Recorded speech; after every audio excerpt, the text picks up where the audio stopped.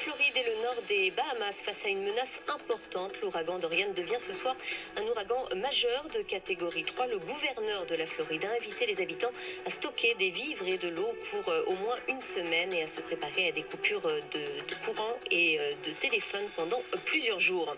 Un mois après la fusillade qui a fait 3 morts, dont une vacancière touchée par une balle perdue à Olioul dans le Var, 5 personnes ont été interpellées. Elles sont présentées à un juge. Elles sont soupçonnées d'avoir participé à des degrés divers à cette fusillade selon le parquet de Marseille.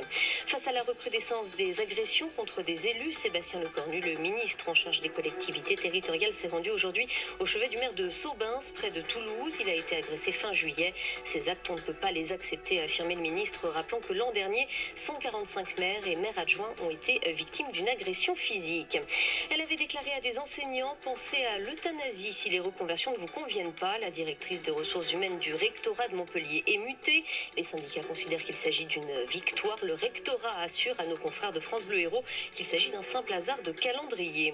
Les mondiaux de judo au Japon et la France comptent désormais 5 médailles, dont 3 en or, avec aujourd'hui le titre de championne du monde décroché par Madeleine Malonga dans la catégorie des moins de 78 kilos.